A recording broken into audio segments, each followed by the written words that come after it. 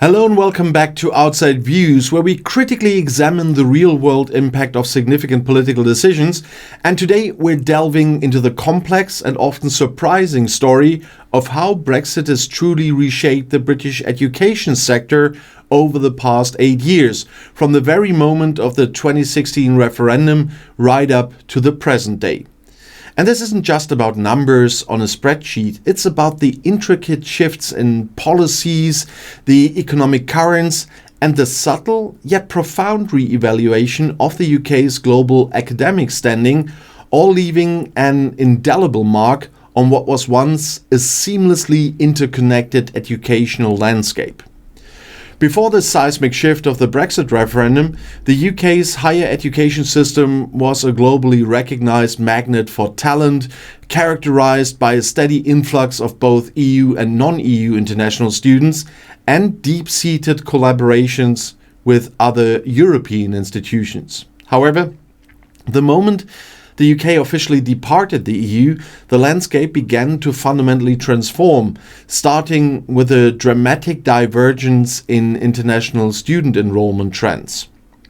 One of the most visible and frankly stark impacts has been on international student enrollment, particularly the sharp decline in EU student numbers, contrasted with the remarkable surge from outside the EU.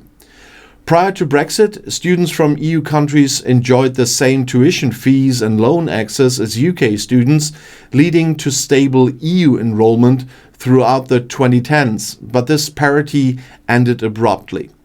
Starting with the 2021-22 academic year, the first intake after EU nationals lost home fee status and free movement, applications from EU students plummeted by approximately 40%. And according to HESA and UCAS data, EU first-year enrollment subsequently fell by a staggering 53% in 21-22 alone, continuing to decline another 8% the following year, culminating in only 28,905 EU students entering UK universities at all levels by 22-23, marking the lowest intake since 2008-2009. Overall, the total number of EU students enrolled at UK universities collapsed by 51% in just a few years, falling from a peak of around 153,000 in 2021, the last year of free movement, to about 75,000 in 23-24. And consequently, EU students now constituted a much smaller fraction of the student body, accounting for only about 3% of all students in 22-23. That's a significant drop from around 7% in 2016, effectively erasing over a decade of gradual growth in EU enrollment and fundamentally altering campus demographics.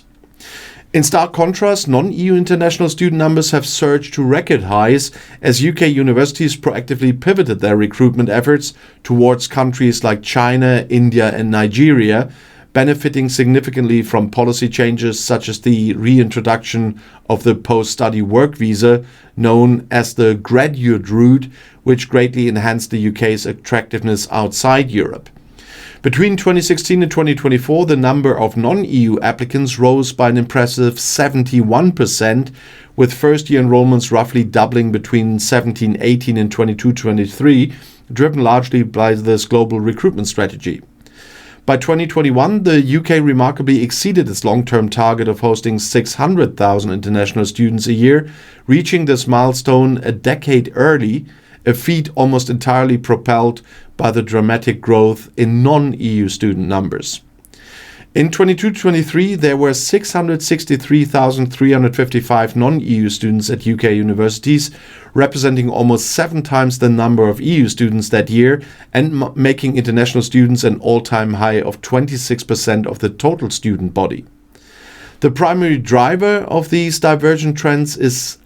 unequivocally the pricing shock. From August 21, EU students were no longer eligible for home tuition fees or government-backed loans in England, forcing them to pay significantly higher international fees, often 2 to 4 times more than the domestic cap, and navigate complex student visa requirements. And this led to a sudden and precipitous drop in EU interests, with UCAS reporting 58% fewer EU applicants in 24 compared to 2020, particularly impacting undergraduate enrollment, which fell by approximately 68% between 2020 and 2024. Conversely, the UK's strategic pivot to other global markets has been remarkably successful, with recruiters intensifying efforts in Asia and Africa, and policy changes like the graduate route driving a 54% rise in non-EU entrants from 20 to 24, with a tenfold increase from India alone. And while non-EU enrollment saw a slight correction in 23-24 due to new restrictions on student visas, the fundamental shift remains. EU students are now a relatively small niche, concentrated in specific fields, while non-EU students, especially from China and India, overwhelmingly dominate the international cohort, reinforcing the UK's position as the second most popular global destination for international students. Brexit also profoundly impacted staff mobility and academic recruitment, ending the free movement of workers between the UK and EU, which now necessitates visa sponsorship and associated costs for hiring EU nationals, similar to recruiting from non-EU countries.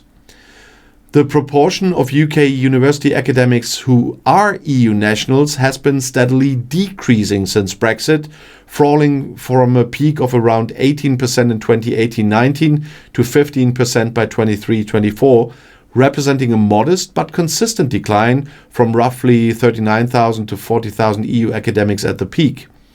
HESA data confirms that the number of EU academic staff fell for 4 consecutive years after the 2016 referendum, with early career and younger academics appearing most affected, and universities anecdotally reporting fewer job applications from EU countries.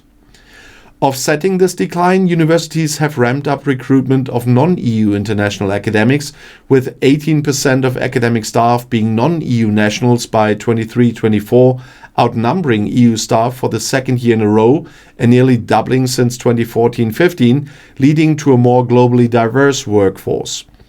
And these staffing trends indicate that while Brexit didn't cause a sudden mass exodus, it undeniably slowed the inflow of new EU talent and slightly accelerated outflows, making the UK a potentially less attractive academic destination within Europe due to new visa hurdles and, of course, the always mentioned increased bureaucracy. In essence, Brexit's impact on university staffing has been subtractive for Europeans and additive for non-Europeans, leading to an academic workforce that is noticeably less European and more international than it was pre-Brexit.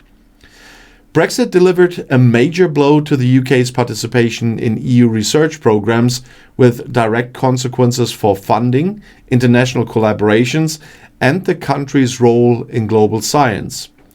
Under the EU's Horizon 2020 framework, the UK was a top beneficiary, securing over €1 billion in EU research grants annually and coordinating numerous multinational projects, but this funding pipeline was severely disrupted.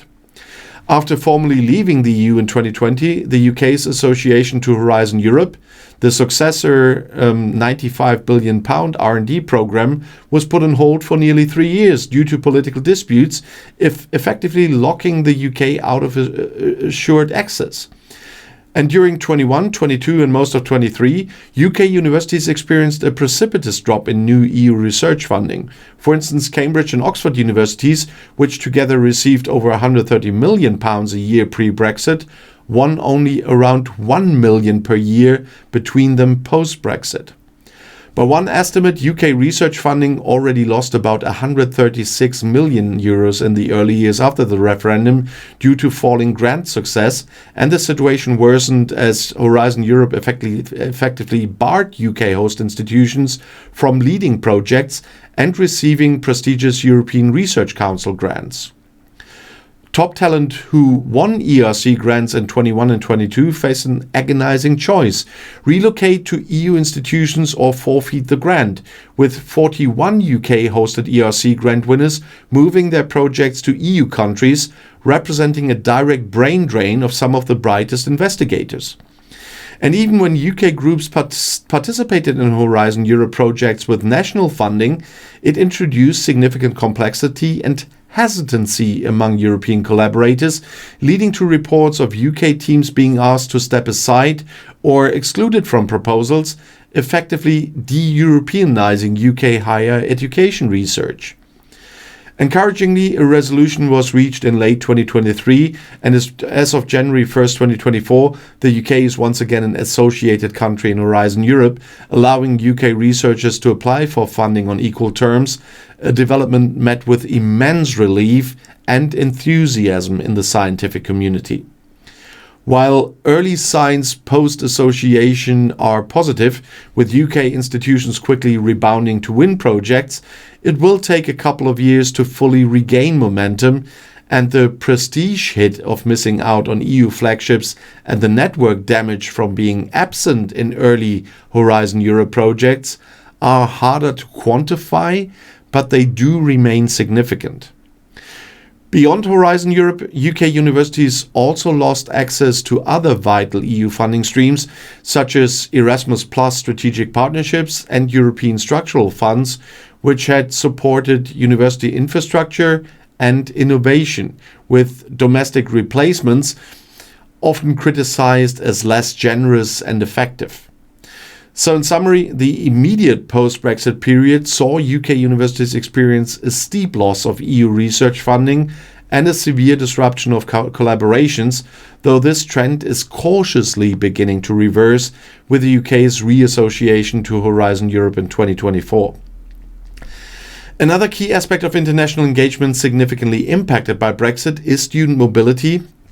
and exchange programs, specifically the UK's departure from the EU's Erasmus Plus program. The UK formally left Erasmus Plus as of 2021, despite its openness to non-EU members, citing cost concerns, thereby ending a program that had facilitated tens of thousands of exchange placements for UK students in Europe and vice versa since 1987. In the final years of UK participation, approximately 15 to 17,000 UK higher education students per year went abroad via Erasmus+, with a similar number of European students coming to the UK, contributing significantly to local economies and fostering a global, outward-looking culture on campuses. In its place, the UK launched its own Turing scheme in 2021, a unilateral program providing funding only for outward mobility, meaning UK students going abroad, with no reciprocal funding for foreign students to come to the UK. In its first year, the Turing scheme funded 28,997 UK students for overseas placements and approximately 23,472 students in 22-23, numbers that actually exceed the typical annual outbound figures via Erasmus+, partly because it's open to over 150 countries worldwide and not just Europe. However, several drawbacks exist. The lack of funding for incoming exchange students means European students no longer have easy financial support to spend time at UK universities, leading to economic and cultural consequences for UK campuses. Unlike Erasmus+, the Turing scheme does not cover tuition fee waivers at host universities, creating a potential financial barrier for British students going to destinations outside Europe where tuition fees can be high. Critics have labeled the Turing scheme as suboptimal replacement for Erasmus+, arguing that while it expands global opportunities, it does so at the cost of losing Europe-specific exchanges and the invaluable reciprocal nature of the previous program. And this loss of the European dimension is particularly concerning for foreign language departments in UK universities, which fear a decline in year abroad participation, crucial for language acquisition and cultural immersion. In practical terms, study abroad numbers have rebounded post-pandemic, but with a fundamentally different pattern. More UK students are now going abroad globally, while far fewer European students are coming into the UK, again contributing to a sense of UK academia becoming somewhat less intertwined with its European neighbours than it was pre-Brexit. And beyond student and staff mobility, collaborative links between UK educational institutions and their EU counterparts have been fundamentally tested by Brexit, extending to institutional partnerships and participation in European networks.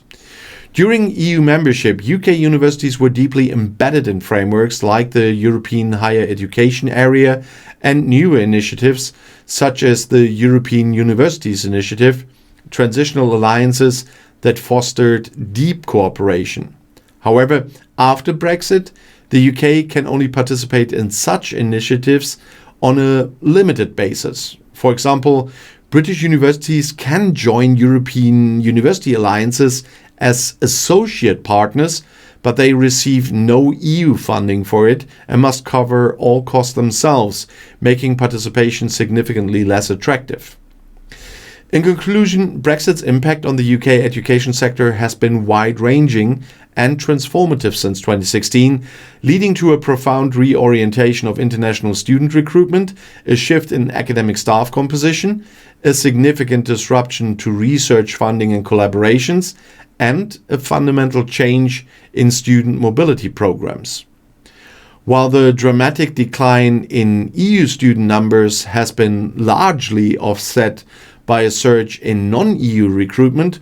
altering campus demographics and financial models, the loss of seamless academic and research ties with Europe has left a complex and, at times, detrimental mark.